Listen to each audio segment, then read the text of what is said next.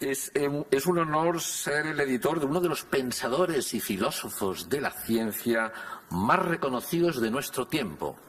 Yo tengo que decirlo así de claro, es un lujo tener hoy en día aquí al profesor Ervin Laszlo. Es un verdadero lujo que poder compartir su experiencia y sus conocimientos ahora en la horita que nos sigue. Y no solo soy su editor, sino que hoy Pilar ha tenido a bien, y yo estoy encantado de aceptar, de presentar, y lo voy a presentar muy brevemente, 4 o 5 minutos, sobre su trayectoria. Quizás la mejor manera de introducirnos a la figura de Ervin Laszlo es repasar un poquito su trayectoria, que en estos momentos incluso está siendo ya objeto de un guión cinematográfico. Quizás en breve podremos ver en el cine la vida del profesor Laszlo a través de esta trayectoria que, como vais a ver, es realmente impresionante y que describe muy bien su figura y su pensamiento. Él nació en Budapest en 1932 y ya de pequeño él era un niño prodigio al piano. Él se dedicó desde su tierna infancia a la música y en especial al piano. A los 9 años ya daba conciertos en su Hungría natal. Y de hecho, algunos de los grandes músicos de la época, ya Vladimir Horowitz, Bruno Walter, lo consideraron un verdadero genio de la música.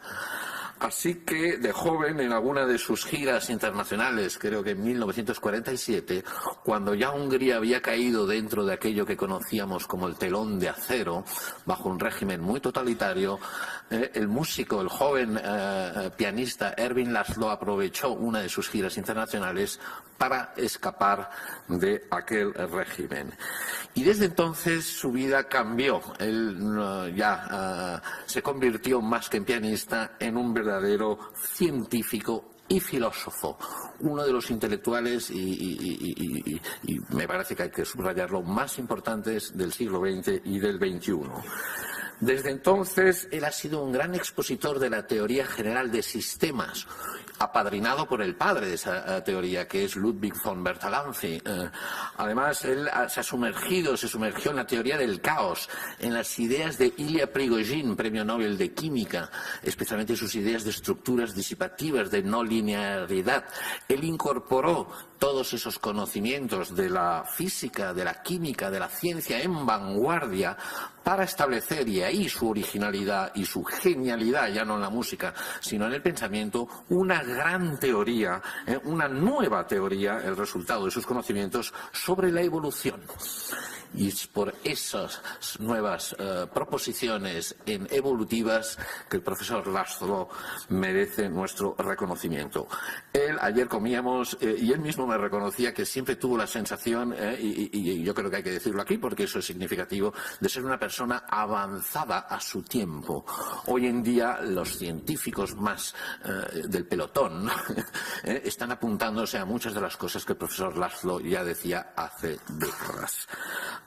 También él en su trayectoria le ha dedicado mucho tiempo a conceptualizar la idea, es una idea muy propia del profesor Laszlo, del campo akáshico, que toma el nombre de la palabra akasha, que en sánscrito, que es el origen de la palabra, es el espacio, pero es más que el espacio, no es una mera medida geométrica. El akasha es casi como la matriz. Y él utiliza esa metáfora, antigua metáfora india, para hablar de esa idea de un campo akáshico que por un lado postula un campo de información que sostiene al cosmos y al mismo tiempo postula y plantea la unidad de las distintas ciencias. También él ha dedicado mucha energía y mucho tiempo a su iniciativa del Global Shift, del cambio global. Es una llamada a la acción, una llamada a los ciudadanos. Eso ya se enmarca más dentro de su línea más activista y donde nos invita a que cambiemos de hábitos, a que cambiemos de nuestra conciencia, nuestra forma de vivir el mundo para poder vivir, no abusar de la tierra y podamos sobrevivir frente a los importantísimos riesgos riesgos medioambientales, sociales o económicos que en estos momentos tenemos todos. Esta llamada a un nuevo tipo de activismo social constituye, yo creo, el eje de su actividad en estos momentos. Yo 2 minutitos más y acabo, porque luego lo interesante es que escuchemos al profesor Laszlo. Sí me gustaría repasar un poquito su currículum, porque es impresionante seguir repasando un poco. Él ha sido profesor en Princeton, en Yale, en la State University of New York, en la Sorbonne, en París, en Fribourg, en Suiza. Ha recibido condecoraciones y honoris causa por instituciones en Hungría, en Suiza, en Corea, en Japón, en China, da igual, quiero decir, no es necesario que yo haga el inventario de todas las participaciones que él ha tenido. Su trayectoria sí le llevó al Club de Roma, ha sido uno de sus miembros más activos, y a las Naciones Unidas, en donde también ha sido un destacado participante. Y un poco gracias a su experiencia en estas 2 instituciones, sobre todo en el Club de Roma, en el año 93 Erwin Laszlo fundó el Club de Budapest, que es una infraestructura que aglutina a personas con ópticas similares que comparten esta serie de ideas. Ha sido nominado 2 veces para el Premio Nobel de la Paz. Es asesor del director general de la UNESCO. Es editor del periódico World Futures. Es presidente, no hace falta, de innumerables instituciones, pero sí que tengo que mencionar en la que está más involucrado en sus últimos tiempos, de la Giordano Bruno Global Shift University, fundada recientemente, y en especial en su centro de estudios avanzados. Yo, para acabar, simplemente citaré que es autor de más de 80 libros, de 400 artículos. Estamos frente a una verdadera autoridad mundial en el pensamiento. Yo he tenido el placer de publicar en mi editorial, Editorial Kairos, 3 de sus libros, El cambio cuántico, El cosmos creativo, y un libro que hizo conjuntamente con Stanislav Grof y Peter Russell, que se llama La revolución de la conciencia, y que hace poco he visto a la traductora que estaba por aquí. Luego en Gedisa tiene La gran bifurcación, o en Nautilus tiene La ciencia y el campo acásico. En fin, yo ya me callo, le doy la bienvenida al profesor Laszlo. Muchas gracias por estar aquí en Barcelona.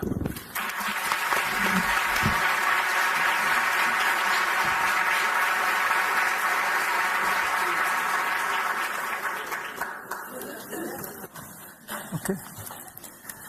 Muchas gracias, señor Panikkar, mi editor, también mi amigo.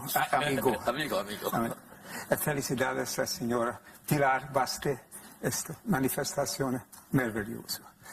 Please don't be worried, I'm not going to speak in Spanish. No se preocupen, no voy a hablar español. But this is Bien, es una ocasión maravillosa y vamos a hablar de un tema maravilloso que es importantísimo. Ha llegado el momento ahora, en el 2012, en el que nos damos cuenta de que no solo estamos hablando de un cambio hacia un mundo distinto, sino que es un cambio que ya ha empezado. No sabemos a qué velocidad va a ir avanzando, pero sabemos que ya ha empezado.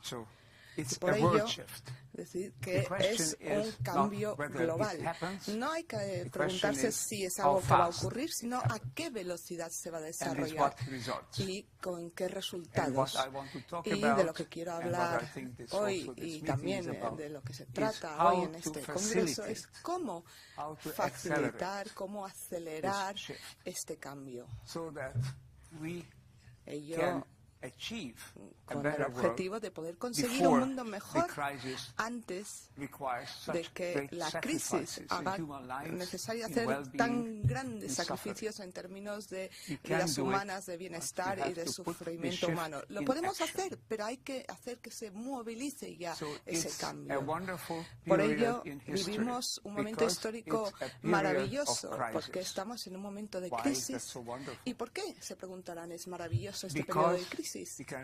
Pues porque recordarán el dicho chino sobre la crisis, lo que llaman el Wei Ji, esos 2 pictogramas que reflejan la palabra crisis en China, Wei significa peligro, Ji oportunidad. Nos hemos centrado demasiado en la parte del peligro, pero eso también tiene su utilidad, porque así nos permite darnos cuenta de que hay peligros que nos acechan. Las cosas no ocurren porque sí, y de hecho hemos visto que no todo va tan bien como en el pasado. Y eso lo tenemos que tener presente, pero a la vez no debemos vernos paralizados por el miedo, por el peligro. No debemos tener miedo. Porque el gran peligro que supone el peligro es el miedo. John Kennedy ya lo dijo en una ocasión, que lo único a lo que tenemos que tener miedo es al miedo en sí. Por ello tenemos que reconocer la oportunidad, esa otra cara de la moneda. Probablemente no se puede hacer una transformación fundamental en un sistema complejo mientras ese sistema complejo sea siendo plenamente funcional, porque se protege, no va a permitir que ocurra un cambio. Y eso se debe a que las personas que controlan el sistema no quieren que haya un cambio, porque tienen miedo al cambio, porque tienen demasiado que pueden perder, y por eso se queda ahí atado a una perspectiva temporal muy corta. Y es peligroso porque, ya hablando de otro término, el mundo es insostenible. Si no cambiamos a tiempo, el mundo tal y como lo conocemos no va a permanecer así, se va a derrumbar. Eso ya lo dijimos en 1972 con el Club de Roma, cuando hablamos de los límites al crecimiento. Luego hablábamos de una perspectiva temporal de 100 años, pero hemos visto que se ha cortado muchísimo ese plazo. Si no cambiamos, este mundo puede desmoronarse, y es muy probable que eso ocurra en tan solo unos pocos años. Somos 7.000 millones de personas, y a 7.000 millones de personas necesitan aire para respirar, necesitan agua, necesitan alimentos, necesitan espacio para vivir, necesitan cuidados sanitarios, necesitan educación. Ahora mismo hay 2.500 millones de personas que están viviendo en el umbral de la supervivencia de la pobreza, según el Pacto Mundial de las Naciones Unidas. Y probablemente sea más, y si seguimos así, cada vez habrá más personas marginalizadas. E incluso en los países privilegiados no vamos a poder mantener a toda nuestra población.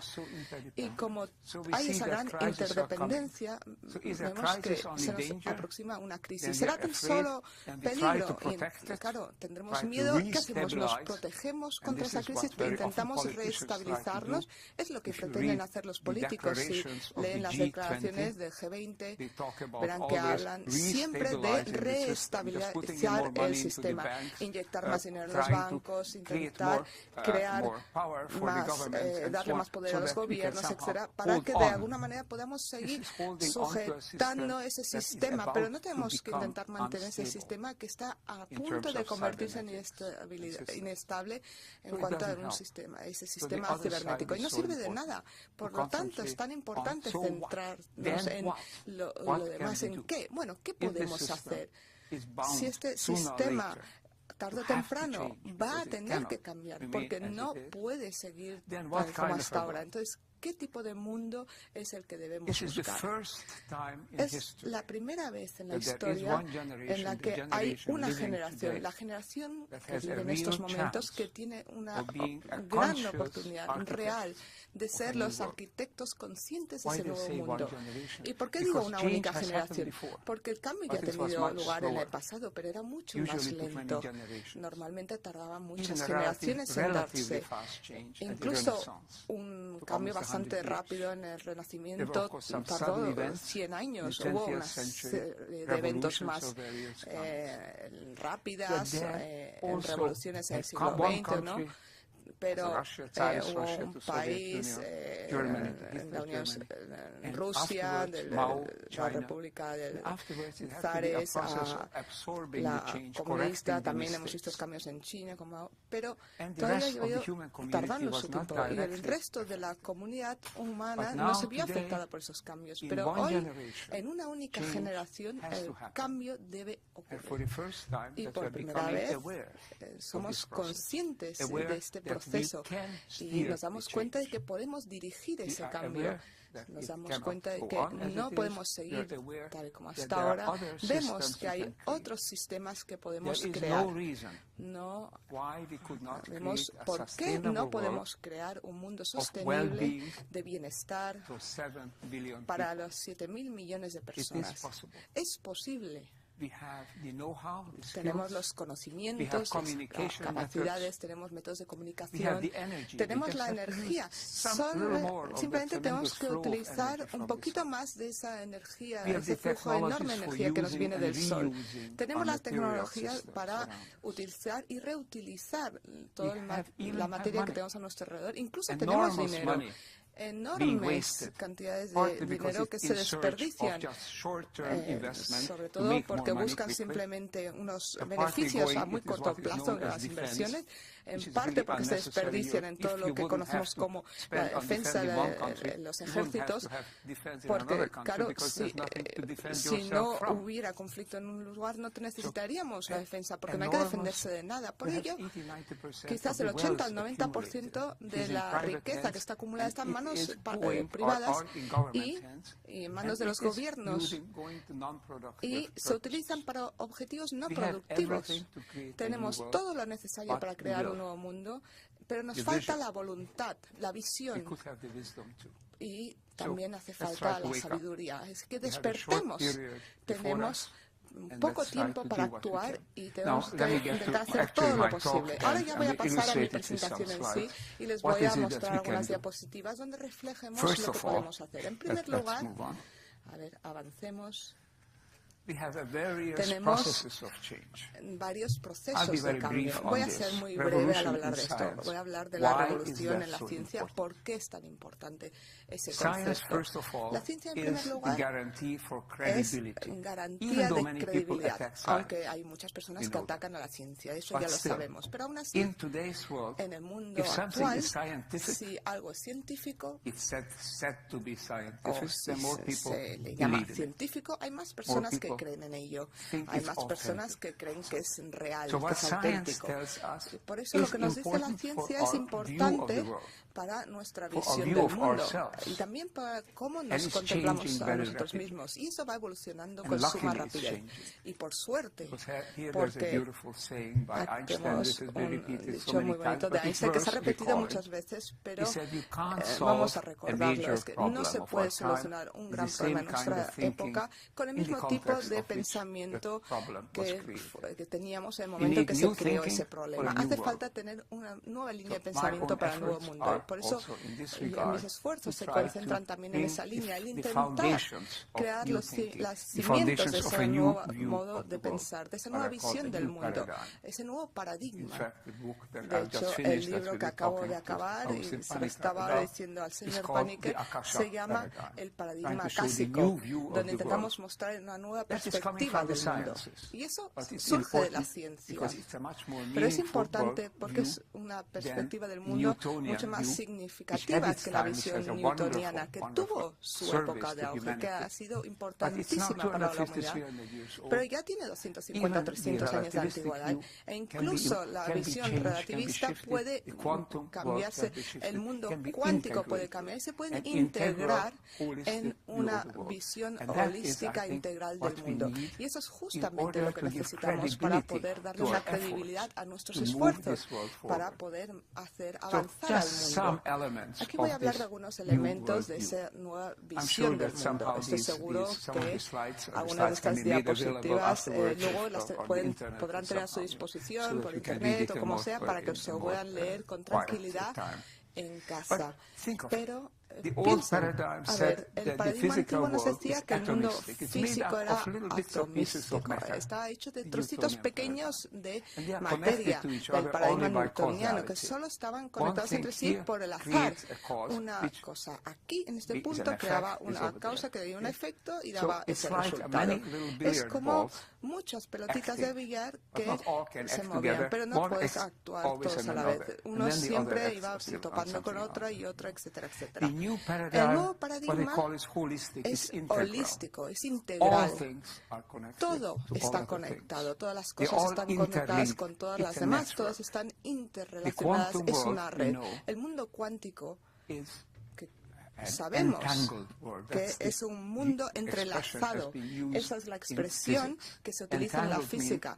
Entrelazado quiere decir que una cosa está conectada con las demás de tal modo que pase lo que pase a, le pasa a la vez a B y C, porque están entrelazados. Todos los cuantos en este mundo están entrelazados, pero no solo los cuantos, sino también vemos que más incluso en el mundo vivo, en el cosmos en sí, hay elementos de entrelazamiento, que quiere decir que hay una no localidad. El paradigma antiguo, simplemente para darles algunas palabras claves, el paradigma antiguo nos decía que había una interacción local. Las cosas estaban limitadas al aquí, ahora, un momento, un tiempo.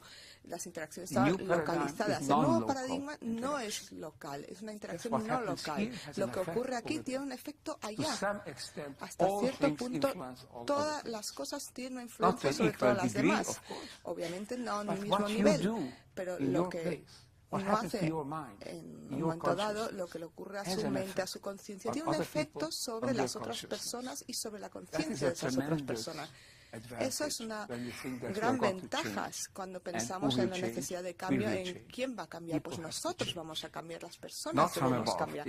No tiene que venir el cambio desde arriba, sino que va a surgir desde la base, porque estamos interconectados. Todos los procesos físicos son orgánicos, son interactivos, no son deterministas. Es cierto que no son caóticos, pero no son al azar, sino que hay unas conexiones muy finas. Está lleno de sincronicidades, llenos de puntos de bifurcación. Es un mundo en el que es un mundo muy sensible. Es casi un mundo vivo. Toda la humanidad, toda la naturaleza en este planeta, todo ello es parte de un único sistema vivo, el Gaia, si quieren llamarlo así. Y este sistema vivo es sensible al cambio. Y mientras siga estable, se resistirá al cambio. Pero cuando entra la inestabilidad, se abre al cambio. Y ahora hemos llegado al punto de desarrollo en el que este sistema empieza a ser inestable. Y pensemos en ello. La humanidad ya no tiene la perspectiva antigua, la de Francis Bacon, por ejemplo, que decía que nuestra tarea es la de descodificar los secretos de la naturaleza y utilizarlos en beneficio propio.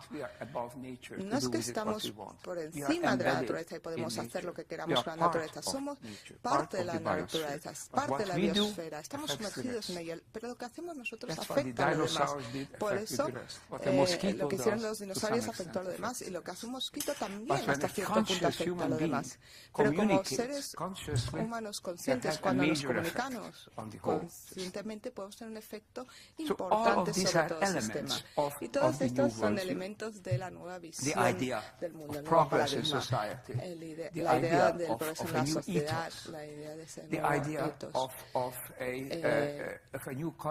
la idea de la nueva cultura, las nuevas políticas, la nueva política, todo eso se puede ir definiendo. Yo lo he intentado hacer.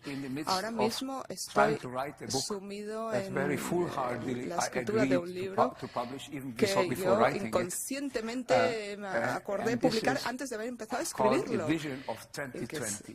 lo que se llama la visión del 2020, de 2020. Después de 2012, si hay una apertura al cambio, ¿qué dirección es la que debemos tomar o podemos tomar? Por eso es muy importante planteárnoslo por adelantado, para tener una previsión. Pero el paradigma que nos surge de la ciencia, y recuérdenlo, es que todo está interconectado, es holístico todo, casi holográfico. Hasta cierto punto es holográfico. Ya saben que un holograma es un fenómeno muy interesante. En un holograma tenemos un patrón de luz que una serie de haces de luz que interfieren entre sí, que hacen marcas sobre una película que no tiene sentido, son simplemente líneas, pero cuando la iluminamos aparece una imagen, esa imagen creada por las dos haces de luz que interconectan. Esta imagen es tridimensional, puedes dar la vuelta al holograma y se puede ver por detrás, por delante, por todos los lados, pero además, si se ilumina cualquier parte pequeñísima de la película, aparece la imagen completa. ¿Y eso qué significa? Significa que toda esa placa o esa película holográfica, ese medio holográfico, tiene la información de la totalidad en cada punto de la imagen. Es lo que llamamos la información distribuida. Piénsenlo. La conciencia colectiva de los humanos, en la que todos participamos, es parte de un medio holográfico en el que cualquier parte de ellos, nuestra propia conciencia, puede leer la totalidad. Tenemos acceso a la totalidad. Y esa totalidad es lo que dijo también el señor Panikkar, es lo que yo le he dado un nombre fijándome en los conocimientos de los visionarios sánscritos hace 5.000 años. Lo llamo Akasha, porque es un campo holográfico total. Y no hay otra manera de explicar las interconexiones no locales en el mundo que se pueden demostrar científicamente con la física, con la biología, con la psicología humana y con la cosmología. Solo se pueden explicar si tenemos esta interacción instantánea, ese entrelazamiento. Está muy bien darle un nombre, pero ¿qué significa? ¿Dónde está la base física para ello? La base física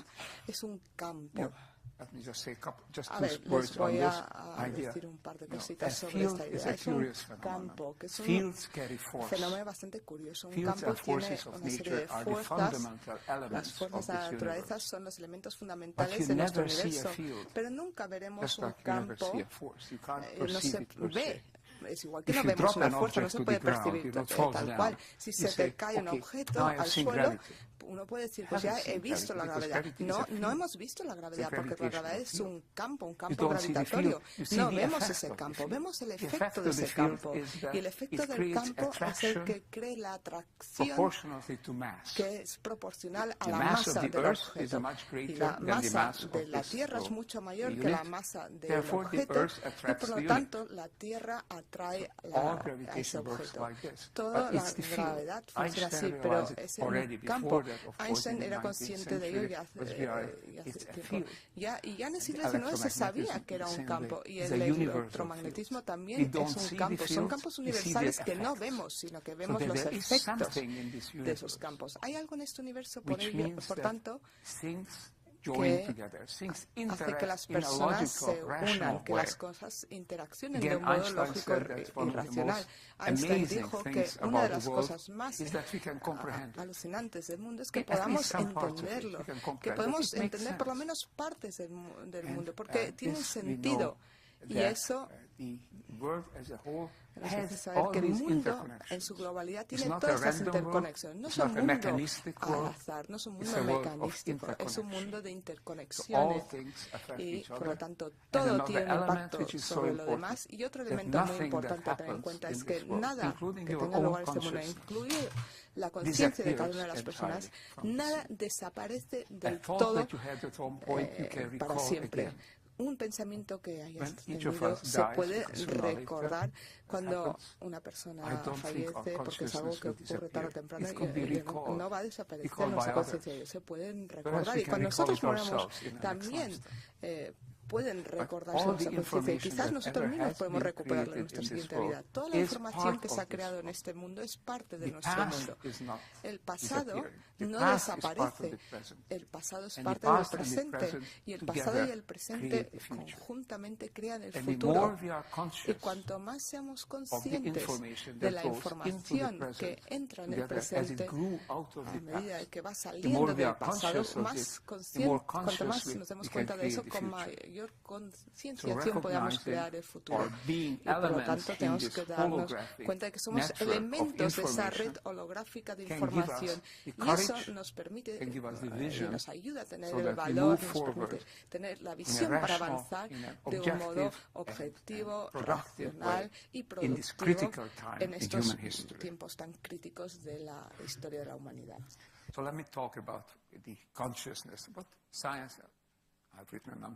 a hablar entonces de la evolución en la conciencia. He escrito varios libros sobre ello. La evolución en la conciencia. Si hay un factor crítico que va a marcar la diferencia entre el desmoronamiento y lo que llamamos la brecha, el breakthrough en los próximos años, yo voy a decir que el factor clave es la conciencia.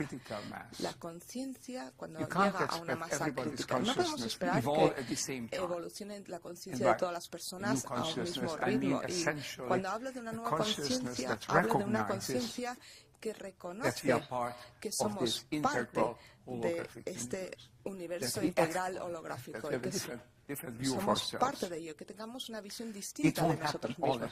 Eso obviamente no va a ocurrir todo a la vez, pero hablamos de una masa crítica, que es un concepto muy interesante.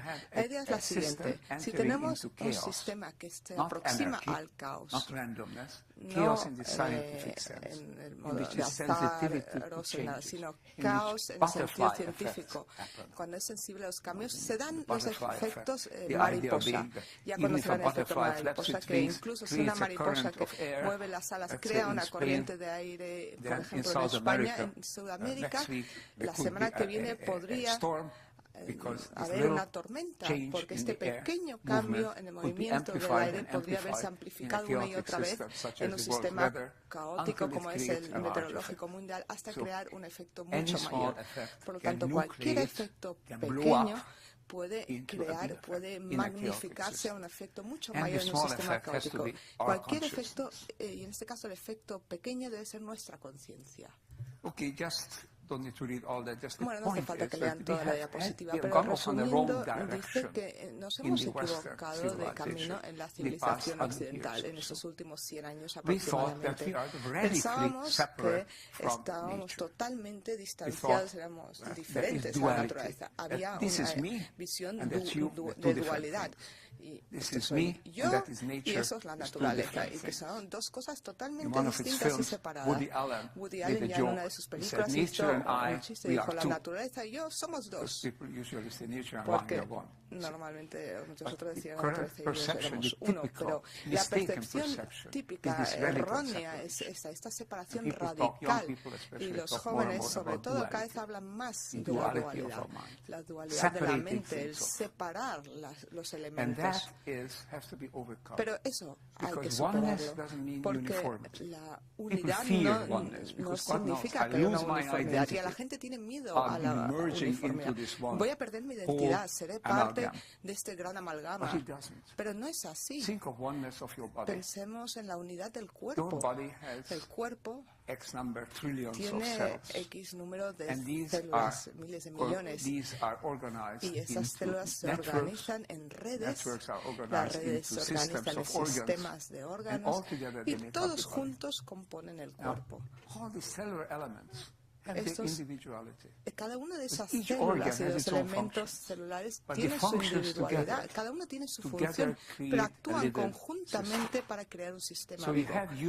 Por lo tanto, hay unidad a nivel del todo, del organismo, y tenemos diversidad a nivel de las partes. Podríamos tener diversidad en nuestro mundo siempre y cuando haya también una unidad. Y unidad no quiere decir que nosotros ya no estemos ahí, sino que reconocernos como parte de esa totalidad, de esa globalidad. Y si lo logramos, actuaremos como un sistema complejo, que no son sistemas homogéneos, son sistemas diversos, unidos, con el propósito de mantener a ese sistema. Y como ha dicho Panikar Ilya Pigoshi, uno de sus grandes descubrimientos fue cómo la unidad se puede encontrar dentro de la diversidad y cómo la evolución implica el encontrar una nueva unidad cuando se derrumba la unidad anterior. La naturaleza creativa es eso, creativa, pero en la evolución humana necesitamos ayudar a esa creatividad, porque si no nos arriesgamos. Ya saben que más del 90% de las especies complejas en la Tierra se han extinguido. Ha habido mutaciones. No todas las mutaciones han dado buen resultado. Muchas especies, el 90% de las especies han desaparecido desde el periodo cámbrico, desde el último gran periodo de brecha. No sería tan raro que desapareciera la especie humana, que nos extinguiéramos, y es muy posible. Pero tenemos una ventaja que no han tenido otras especies, que es el nivel de conciencia elevado. No necesariamente una conciencia muy evolucionada, pero sí tenemos una conciencia reflexiva. No solo somos conscientes del mundo, sino que podemos ser conscientes de nosotros mismos.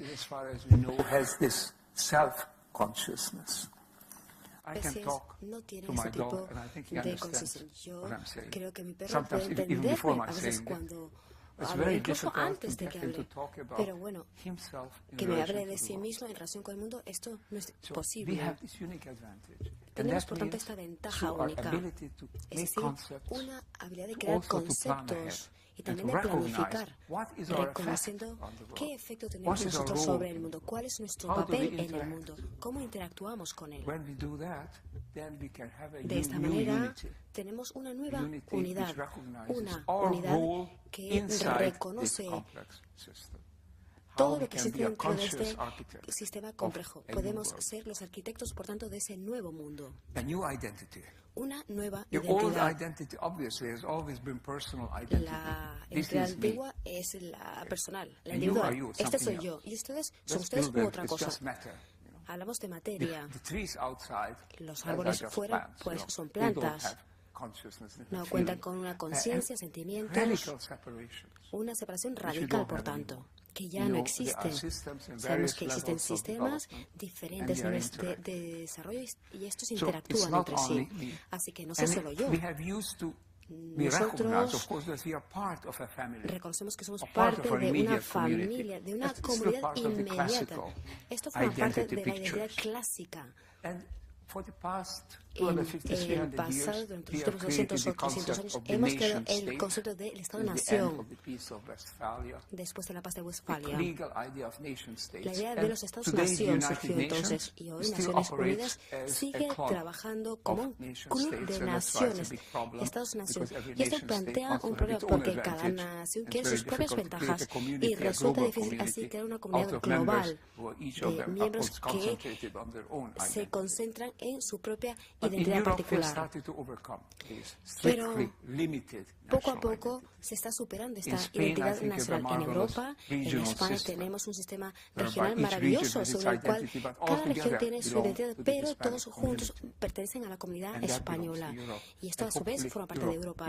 Y esperemos que Europa pertenezca al mundo, a toda la comunidad global. Así que tenemos que ir más allá. De ahí surge la cuestión de la identidad nacional, étnica, pero más allá de ello tenemos la identidad humana, porque todos somos miembros de una nave espacial, una tripulación de 7.000 millones de personas en una nave espacial. Nosotros somos uno de esas personas, estamos en esa tripulación y tenemos que identificarnos con toda la tripulación, que es toda la humanidad de esa nave espacial. Y la humanidad no existe en un vacío fuera de la naturaleza. La biosfera es la madre de toda la vida y tenemos que tener una identidad como un sistema vivo dentro de la Tierra. Un paso importante es decir que la identidad, bueno, sí, soy miembro de mi familia, pero que eso es mucho más amplio. Es decir, la interconexión natural crece y crece. Y ahora tenemos que movernos en ese nivel global. La ética forma parte de todo eso. Si yo me reconozco como parte de esa identidad más amplia, yo voy a asumir unas responsabilidades también frente a los demás. Cada persona tiene unas responsabilidades sobre sí mismo. Todos queremos nuestro propio bien. Queremos vivir lo mejor que sea posible. Tenemos que ampliar esto, esta preocupación, este cuidado a esa familia, primero la inmediata, la comunidad también, por ejemplo, la empresa para la que uno trabaja, la organización para la que uno trabaja, porque uno se siente parte de ese grupo y todos queremos trabajar en ese marco, en esa comunidad. Pero ahora, con esta nueva interconexión, esta nueva identidad, ese sentido de la responsabilidad tiene que ampliarse también. La comunidad ahora es una comunidad global. Eso es muy interesante. Aristóteles dijo que el límite de mi comunidad es el límite de donde llega mi voz. En la Grecia clásica, la gente se reunía, hablaba en grupos y otras personas podían oír esas conversaciones. Y esto creaba una comunidad. Pero bueno, la base era la voz humana. Ahora esta voz humana se ha amplificado, se transmite de forma instantánea por todo el mundo. Así que el límite de nuestra voz es el límite de Internet, de nosotros mismos o del teléfono móvil. Y por eso tenemos una comunidad global interconectada. Por eso tenemos que tener este sentido de la responsabilidad, el bienestar, la preocupación por el otro. Es algo que tiene que ampliarse también. Por supuesto que hay grados. Yo no digo con esto que tengamos que dar prioridad a la comunidad global frente a la familia directa. No. Pero no tenemos que frenarnos en la familia directa, en la comunidad directa, en la empresa directa, organización directa. No. Todos formamos parte de un sistema global. Por eso tenemos que tener una ética antropocéntrica que no sea solamente antropocéntrica, sino también ecocéntrica. Es algo que forma parte de la identidad. Dentro de esa identidad biosférica, todo forma parte de lo mismo, lo egocéntrico, antropocéntrico y ecocéntrico. No quiero hablar de una filantropía abstracta. Es algo que nos interesa a todos, porque si es cierto que formamos parte de un sistema mucho más amplio, entonces lo que hacemos dentro de ese entorno más amplio nos estamos haciendo nosotros mismos también, porque formamos parte de ese todo. Y en ese sentido es comprensible y racional que nosotros queramos hacer algo bueno para ese sistema. Hay un refrán interesante que ahora se usa mucho en entornos corporativos. El Economist, esta revista económica, lo planteó hace poco, decía: hacer bien y bueno. ¿Cómo va todo esto junto? Si uno hace buenas obras, bueno, sí, es verdad que gana dinero, tiene más poder, lo que sea. Y así, bueno, satisface sus deseos. Pero hacer las cosas bien también significa hacerlas bien para los demás. Así que las dos cosas no se oponen. Uno, hace bien las cosas para uno, pero también lo hace para el sistema como ser humano. Esto también es positivo para los demás. Al hacer bien para los demás, también se estaría uno haciendo el bien a sí mismo. Así que todo el sistema es lo clave. Así podemos encontrar nuestro lugar y nuestros propios intereses. Yo quiero resumir lo que tenemos aquí. Vamos a ver, ¿qué es la conciencia planetaria? Es el sentimiento y el ethos de esa interconexión, una conciencia de que formamos parte de ese todo. La idea surgió del Club de Budapest en el 73. La gente se sorprendió y me dijo: ¿qué es eso? Esta visión planetaria, ¿cómo es posible? No puede ser. Es una utopía ideal. Pero cada vez hay más personas que están hablando de esto, de este nivel nuevo de conciencia. Esto no suprime nuestra conciencia individual, sino que la amplifica. Estamos hablando de crecer de lo que es la conciencia ecocéntrica, la social, la ecológica, a crear una conciencia de especie humana. Esto se ha dicho muchas veces. El sapiens, el Homo sapiens. El Homo sapiens forma parte del sistema de la vida en la Tierra. La última parte ahora de mi presentación, unos 5 o 10 minutos. ¿Cómo ensamblar todo esto? ¿Cómo crear una nueva cultura? Una nueva cultura es una nueva conciencia, nuevos valores, nuevos puntos de vista para uno mismo. Pero todo esto ya está surgiendo. Porque si vemos las cosas hace unos años, hoy hay una mayor concentración de lo que se llama cultura alternativa. Cuando se habla de medicina alternativa, bueno, muchos hablan de medicina complementaria. Yo prefiero hablar también, en este caso, de cultura complementaria, que es la que ayuda a progresar, que no es algo que esté al margen de forma radical. Por supuesto que la evolución. Otra idea, rápidamente, porque esto también es importante. La evolución, habitualmente en un sistema, no empieza desde el centro. La evolución empieza en la periferia. Esto será el caso de la evolución bioecológica. Jay Gould planteó esta idea de los saltos en la evolución y mostró que las mutaciones no ocurren cuando las especies se transforman en otras. Las mutaciones no ocurren en los elementos líderes, en el centro de esa especie, en la especie dominante, sino que se dan en la periferia. Las mutaciones están surgiendo todo el tiempo. Y las especies dominantes ya no pueden mantenerse a sí mismas. Y por eso surge la inestabilidad. Y algunos especies mutantes acaban siendo dominantes. Es una cosa interesante. Las especies no mutan en una nueva. Las especies establecidas como dominantes desaparecen y se sustituyen por otras. No hay una progresión. Por eso no esperen que el sistema actual mute y se convierta en otro nuevo. Va a tener que ser sustituido a medida que se vea que este sistema no se puede mantener en el mundo. A medida que surjan nuevas ideas, nuevos pensamientos que vendrán de la periferia, se verá. Hablamos de una nueva conciencia de la periferia que surge de paz, movimientos pacíficos, de sostenibilidad, ecológicos, siempre cuando no se politicen demasiado, cuando trabajan en el marco de la sostenibilidad, movimientos que defiendan la ética, manifestaciones de todo tipo. La primavera árabe, por ejemplo, que ahora parece que va a una segunda primavera árabe, siguiendo la historia de la primavera checa. Es todo un movimiento que empieza, que parte de la periferia de las personas.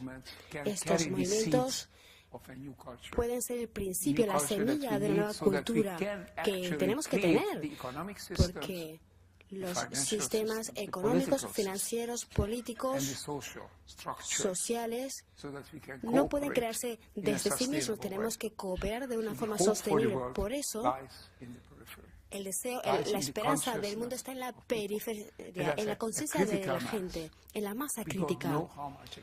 No sabemos actualmente cuánta masa crítica hay. Muchas personas especulan que un 1% sería un número altísimo. No sé, un millón de personas, 70 millones de personas sería mucho. Pero bueno, un 1% de un 1% podría ser de la población total mundial. No lo sabemos, pero sí que sabemos que cuando una masa crítica cambia y el sistema es inestable, entra en este efecto mariposa. Y entonces el cambio se puede producir con rapidez. Esto se puede ver en sistemas físicos, químicos, ver cómo de repente un sistema caótico con una gota de un catalizador, entonces el sistema produce una reacción y se cambian sus características químicas de ese sistema. A nivel humano sabemos que cuando un grupo de personas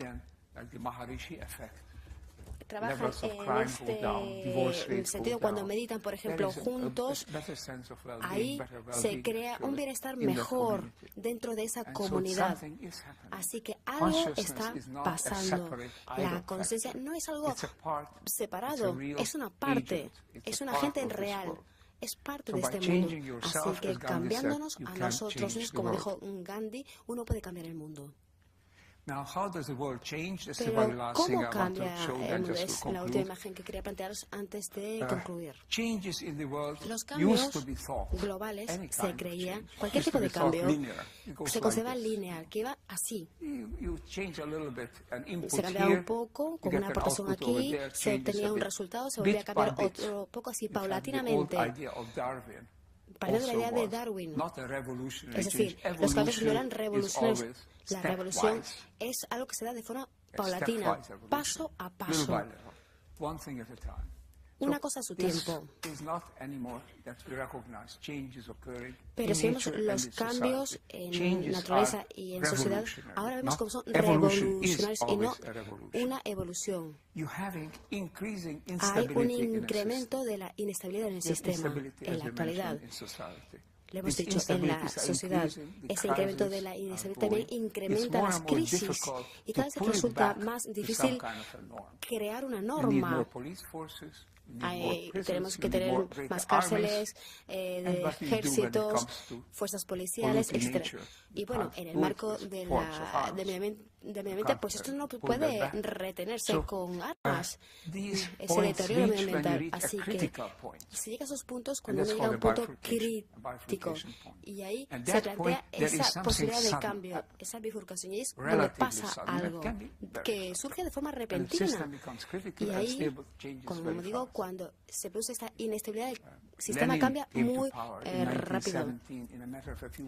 Lenin llegó al poder en 1917 en semanas. El régimen era muy inestable y en otros regímenes más estables esto puede llevar años, pero cuando un sistema es inestable está abierto al cambio. Es el ejemplo de Lenin, y ahí surge ese punto de bifurcación, de inflexión, para crear un nuevo sistema donde se plantea una nueva sostenibilidad y un nuevo sistema, y ahí es donde entra la conciencia. Sabemos que en el sistema actual las cosas van a ser más complejas que en el anterior, a diferentes niveles, como en Europa, por ejemplo. Tenemos el nivel catalán, el español, el europeo. Todo eso está integrado. Y aquí se plantean esas luchas de identidades, y el europeo forma parte también de ese nivel global. Así que hay más niveles, más estructuras, más organizaciones a niveles superiores. Pero esto no significa que esto no sea gestionable. Las relaciones del sistema quedan más claras. ¿A dónde se puede ir? Estamos en un punto en el que estamos empezando este proceso de cambio. Si conseguimos acabar en un desmoronamiento, si conseguimos crear un nuevo nivel, todavía no está claro. Estamos en el 2012 y yo creo que el año que viene, en estas fechas, podríamos responder esas preguntas con más claridad. Si la dirección que seguimos es la buena, si vamos a tener más crisis, más problemas o no. Ahora es cuando tenemos que reflexionar y cuando tenemos que hacer todo lo que podamos hacer, cambiando nuestra forma de pensar, nuestra conciencia, y también dirigiendo esos cambios en el mundo. Es decir, del desmoronamiento pasar a una vía nueva. Ya lo he dicho, es posible. Hay que ver qué es lo que piden los tiempos. Es superar, cambiar el sistema. Es lo que se pide ahora, ese cambio global. El 22 de marzo, vamos a celebrar un evento por streaming en Internet a las 9 de la noche en tiempo europeo. Vamos a empezar a las 12 en Los Ángeles. La idea de este evento, bueno, es una idea curiosa, pero yo creo que es interesante. A finales de este año puede que nazca un nuevo mundo. El 22 de diciembre puede ser el último día del año, y el 23 de diciembre puede ser el nacimiento de ese nuevo mundo. ¿Qué pasará? Pues bueno, habrá que tener un periodo de creación de ese nuevo mundo. Hablamos de 150 millones de personas que se van a reunir este día que digo para crear esa fecha de la concepción, que sería, como digo, el 22 de marzo, en ese evento. ahí, a las 12 hora pacífica, en la noche, bueno, es a mediados de la noche en Europa, se lanzaría esta nueva concepción. ¿Para qué? Para ir moviendo a esa nueva masa crítica que nos lleve a ese cambio. ¿Qué cambiar? Bueno, yo con eso termino. Lo último que quería enseñarles, los grandes cambios de la cultura, en la civilización, se han dado en el pasado. Hay quien dice, la naturaleza humana es así, esto siempre ha sido así. Esto es muy frívolo, pero no, esa constancia siempre ha sido así. La naturaleza humana forma parte de un sistema y esto se ha presentado de diferentes maneras. Tenemos la era de mitos, la mitología, las culturas tradicionales o indígenas que decían que todo el mundo estaba vivo, que todo tiene un sentido y nosotros estamos vinculados a todo esto. El mundo es sagrado. Era una visión mitológica del mundo. Luego tendríamos la teocrática, con Babilonia, Egipto, Grecia, India, China, Roma. Y ahí se planteaba un nivel superior con todas las leyes de la naturaleza. Estaba todo escrito y nosotros teníamos que ajustarnos. Ese es el orden teocrático. Los grandes líderes vienen de Dios, como en Egipto. Los dioses, que son los reyes que son hijos de los dioses.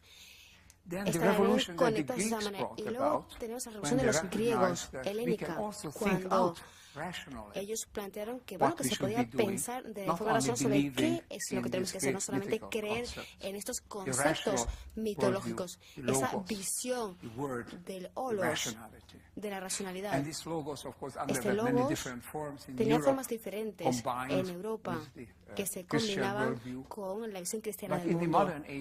Pero en la edad moderna, ese logos sigue siendo un poder económico y tecnológico, porque consideramos esta es la forma de gobernar el mundo. Y plantea una estructura mecanista centrada en la materia, en ese logos. Pero tenemos que volver a cambiar. Tenemos que hacerlo más rápido, este cambio. Entrar en la era del holos. Vuelvo a la Grecia clásica, porque holos significa todo, la totalidad. Una visión integral del mundo, de ciencias integrales, medicina integral. Yo creo que esta tarde se va a hablar un poco de esto también. Una visión integral del mundo. Tenemos que tener una cultura integral. No sé si lo he dicho, pero bueno, lo que he tratado de hacer es proyectar con mi presentación esa visión integral basándome en la ciencia. Y esto es lo que puede ser la base para el nuevo cambio. No acabamos con el logos, lo podemos modificar, perfilar aquí y allá, pero lo que sí que tiene es una inestabilidad estructural. Hablamos de una era, una época que lleva a un planteamiento nuevo, diferente. Y esto tiene que ser de forma consciente. Einstein, una vez le preguntaron, ¿habrá una tercera guerra mundial? ¿Con qué armas se va a luchar esa tercera guerra mundial? Y él dijo, pues no lo sé, no sé si va a haber una tercera guerra mundial, pero lo que sí sé es cómo va a ser la cuarta. Va a ser con arcos, porque va a ser después de la tercera, y eso va a ser lo que nos va a quedar después de la tercera guerra mundial. Así que evitemos estas guerras mundiales y de forma consciente recurramos a la ciencia, en términos generales, la conciencia, para buscar un nuevo mundo, todos juntos, porque juntos podemos hacerlo. Muchísimas gracias.